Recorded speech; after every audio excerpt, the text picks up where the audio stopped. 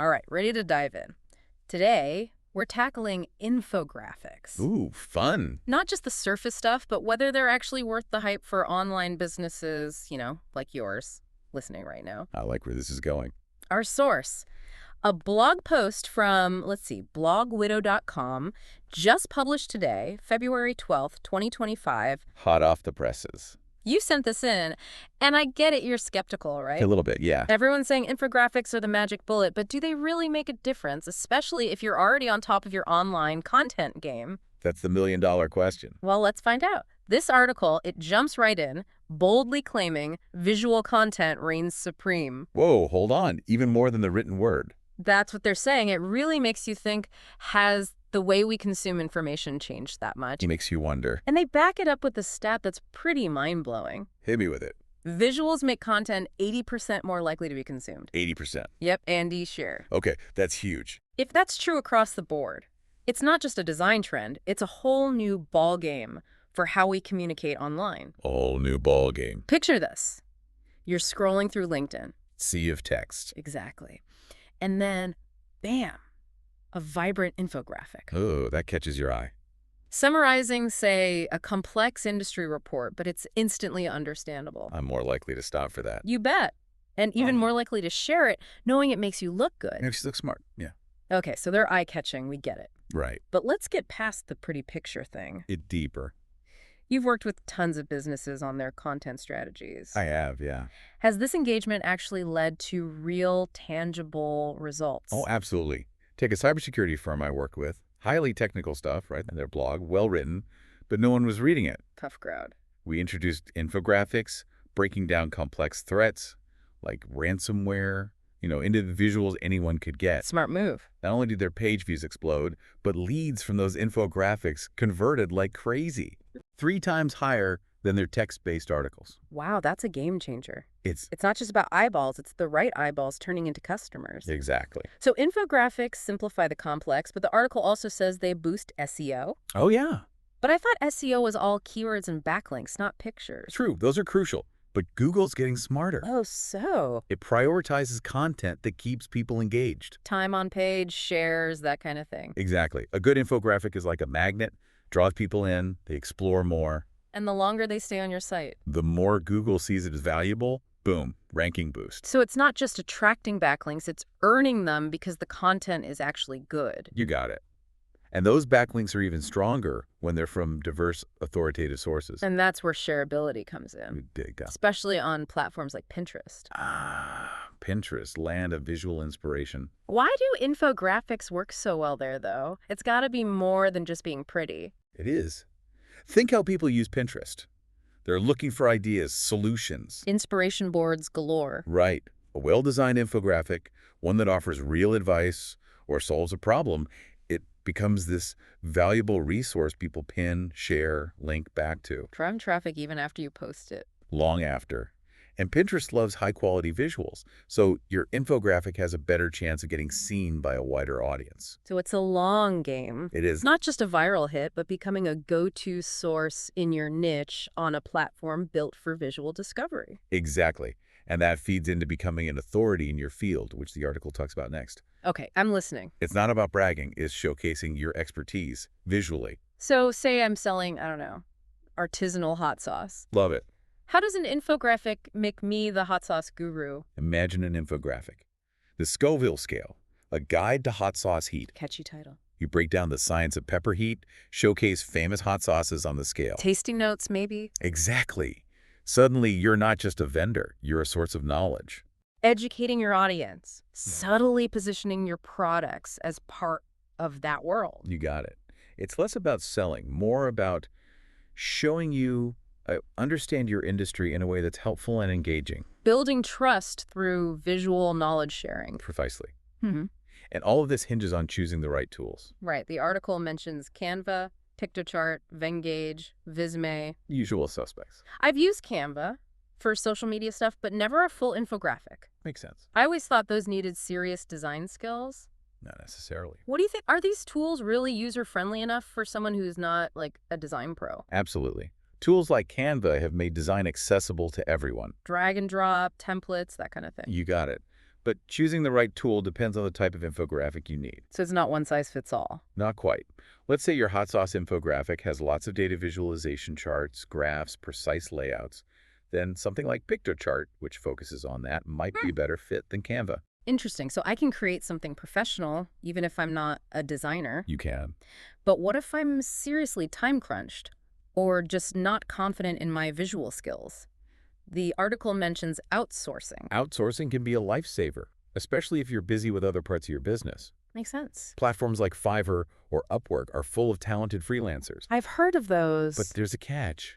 You can't just hand off a vague idea and expect magic. So even when outsourcing, I need to be prepared. Absolutely. Yeah. You need a clear vision of what you want to achieve with the infographic, key data points, the style you're going for. Like hiring a builder, you wouldn't just say, build me a house without a blueprint, right? Exactly. So we've got DIY, outsourcing, lots of options. Right. But the big question, Lay it on me. do all online businesses need infographics to be successful? That's where it gets tricky. Infographics are a tool, not a magic bullet. Okay. They work best when they align with your specific goals and content strategy. So don't just churn them out for the sake of it. Exactly. Yeah. If your business relies on visual storytelling, educational content, or simplifying complex information, then infographics can be a game changer. Makes sense. But if your audience is all about short-form video content, or your niche needs a more text-based approach, Then maybe not. then maybe not. You got to be strategic. Agreed. What stood out to you as the most compelling reason to use infographics? Honestly, that they can boost SEO by actually creating engaging content, not just gaming the system. I love that. It's about providing real value. That's it. It all goes back to content is king. But today, that king needs a visual crown. Well said. And that crown isn't just decoration. It's a tool to attract attention, build authority, and get real results. Exactly. And that's what we'll keep exploring as we dive deeper into the world of infographics. Okay, so we've talked about the good stuff, the potential, but let's flip the script for a sec. Oh, I like this. Are there any downsides? Can infographics actually backfire? That's a great question. Like any tool, if it's not used right, it can definitely backfire. So what are some of those traps? One big one is people prioritize aesthetics over substance. They get caught up in making it pretty. Exactly. They forget to pack it with actual valuable information. So it's not enough to just throw some data points and stock photos onto a colorful template. Nope, not at all. A truly effective infographic needs a purpose. It needs to give real insights. I see. Think about those infographics that are just random facts or quotes. They might look cool, but they don't really stick with you because there's no depth. Yeah, it's like fast food versus a gourmet meal, right? Both fill you up, but only one nourishes you. Perfect analogy. Another pitfall is relying too much on infographics and forgetting other types of content. So it's about balance. Exactly. Infographics should enhance your content strategy, not be the whole thing. Okay, so use them strategically. Right. Think of it like spices in cooking. A little goes a long way. Too much overpowers the dish. Exactly. Let's say you're launching a new product. Okay. An infographic breaking down its features and benefits. That's great for early adopters. Right. But then follow up with blog posts, video tutorials, user-generated content. You create this whole ecosystem where infographics play a specific role. They're part of a bigger story. Exactly. Yeah. So, assuming you're ready to get started, how do you actually create and use them effectively? Well, we touched on Canva and other tools, but let's say I'm starting from scratch. What's step one? Before you even open Canva or any design tool, define your goals. Okay. What do you want this infographic to do? Drive traffic, explain a complex process, position you as a thought leader. What's the goal? So it's like any content, you need a strategy. Absolutely. Once you know your goal, then you figure out your target audience. Makes sense. Who are you talking to? What do they care about? What kind of visuals will resonate with them? All right. Goal, audience, what's next? Now, you choose the right type of infographic. There are more than you might think. Really? Oh yeah, timelines, charts, maps, flowcharts, comparison charts, even anatomical ones. It goes on. Wow. I didn't realize. It depends on the information and the story you're telling, right? Mhm. Like if you're showcasing your company history, a timeline makes sense. Makes sense. If you're comparing products or services, maybe a comparison chart is better. It's about finding the right fit. Exactly. Once you have the format, then you got to gather and organize your data. This is where research comes in. Big time. And fact-checking. A beautiful infographic with bad data is useless, Yeah. right? Like a house of cards. Exactly. Mm. Your credibility depends on accurate information. So cite your sources. Be transparent. Yes. All right, goal. Audience, format, data. Now we can finally design. Final. This is where your creativity shines.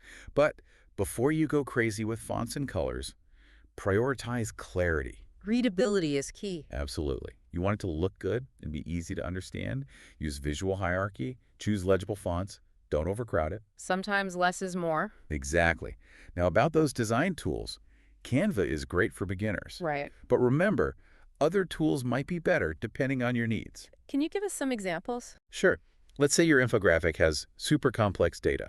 Okay. Tools like Infogram or Data Wrapper, they specialize in data visualization. They have interactive charts and graphs you might not find in Canva. Interesting. So it's worth exploring different options. Definitely.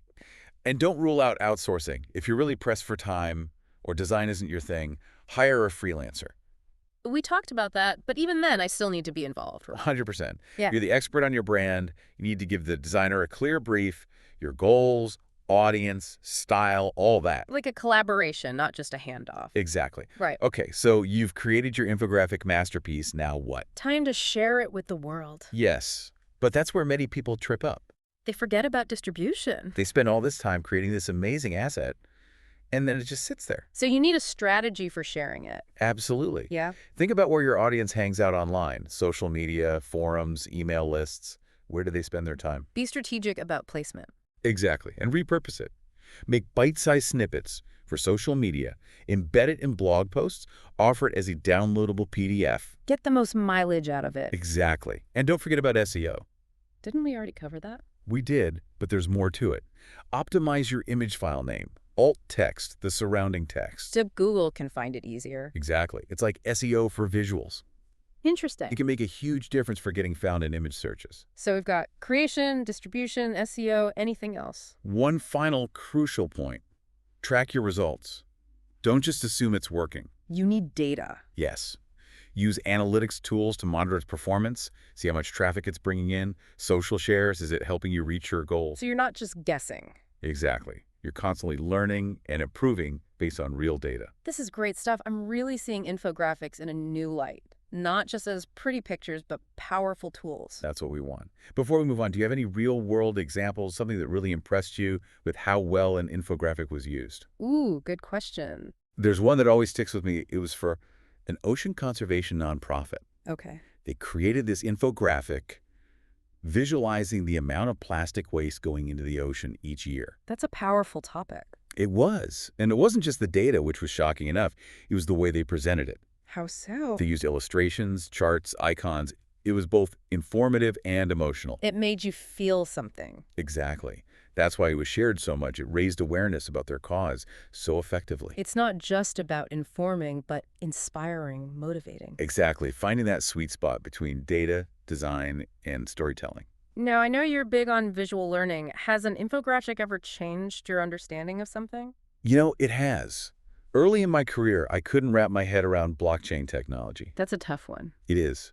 But then I saw this infographic. It broke the whole process down. Step by step, simple visuals, analogies. That aha moment. Yes, it was like someone turned on a light bulb in my brain. I finally got it. That's awesome. It made me realize how powerful visuals are, not just for marketing, but for learning, for personal growth. Infographics aren't just for businesses then. Nope.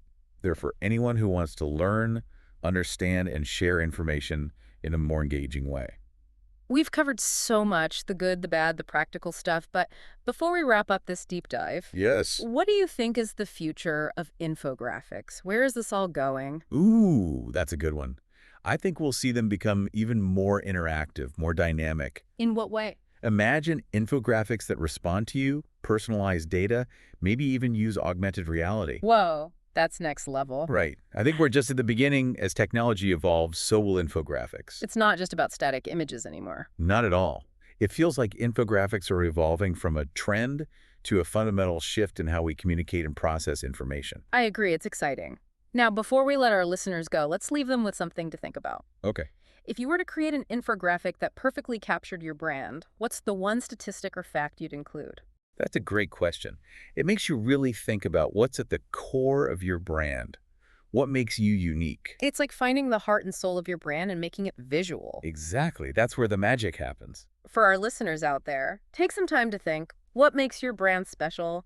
What data are you most proud of? What story do you want to tell? And once you have it, get creative.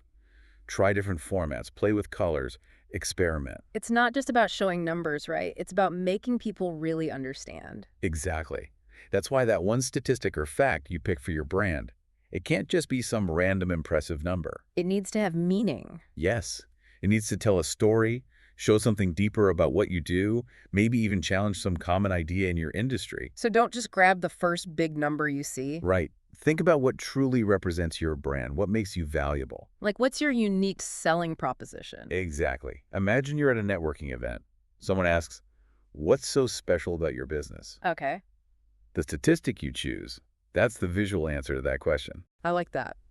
It goes back to what we said earlier. Content is king, but presentation, that's the crown that makes it stand out. Couldn't put it better myself. Mm-hmm. And remember, creating an infographic, it's a journey. How so? You might start with one idea, end up somewhere totally different. That's part of the creative process, right? It is. It's like you're digging for treasure, Yeah. uncovering those hidden gems within your own brand. And those gems can be super valuable. They can, not just for attracting customers, but for understanding your own business better. It's like a self-discovery journey, too. Absolutely. And as you go through it, try different tools, styles. What works for one brand might not work for another. It's about finding your own voice. Exactly. So we've covered a lot today. I'm feeling inspired to start creating. Me too. What's the one thing you hope our listeners take away from all this? I hope they see infographics as more than just a trend. You know, they're a powerful tool for communication, for learning, even personal growth. It's about embracing the visual. Yes. Don't be afraid to experiment and tell a story that matters. Well said. Thank you so much for joining us on this deep dive into infographics. It was my pleasure. We hope you've learned something new and are feeling inspired to create your own visual masterpieces. Get out there and make something awesome. And don't forget to share your creations with us online. We can't wait to see what you come up with.